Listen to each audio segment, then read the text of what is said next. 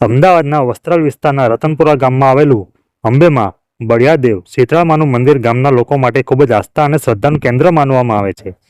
આ મંદિરનો ઇતિહાસ, લોકવાતો, પરંપરા અને ગામના વડીલોની વાતોથી જાણવામાં આવે છે. કહેવાય છે ઘણા વર્ષો પહેલા રતનપુરા ગામ નાનું અને કુદરતી વાતાવરણ ધરાવતું ગામ હતું. તે સમય દરમિયાન ગામમાં રોગચાળો અને મુશ્કેલીઓ આવતી હતી. ત્યારે ગામના વડીલોએ ગામની રક્ષા અને સુખ સમૃદ્ધિ માટે દેવીઓની સ્થાપના કરવાની વિચારણા કરી અને ગામના લોકો ભેગા થઈને એક પવિત્ર સ્થળ પસંદ કર્યું અને ત્યાં અંબેમાં બળિયાદેવ અને શીતળામાની સ્થાપના કરવામાં આવી. શરૂઆતમાં અહીં નાનું મંદિર હતું જ્યાં લોકો દીવો પ્રગટાવીને પ્રાર્થના કરતા હતા.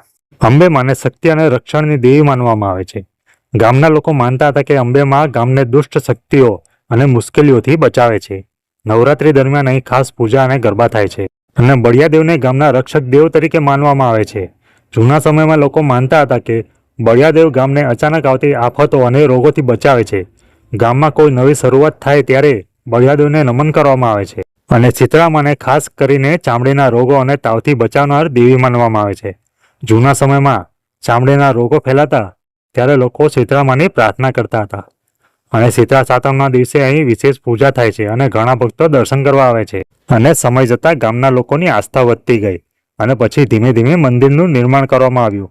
પહેલાં નાનું મંદિર હતું, પરંતુ બાદમાં ગામના લોકોના સહયોગથી આજનું સુંદર મંદિર બનાવવામાં આવ્યું છે. હવે આ મંદિરમાં રોજ પૂજા આરતી થાય છે.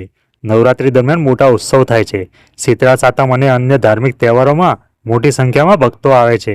આ મંદિર માત્ર ધાર્મિક સ્થળ જ નહીં, પરંતુ ગામની એકતા અને સંસ્કૃતિનું પ્રતીક છે. રતનપુરા અને આસપાસના વિસ્તારના લોકો અહીં આવીને માતાજીના આશીર્વાદ લે છે. અને વિડીયો જો તમને ગમ્યો હોય તો લાઈક, સબસ્ક્રાઇબ અને કોમેન્ટ કરી દેજો.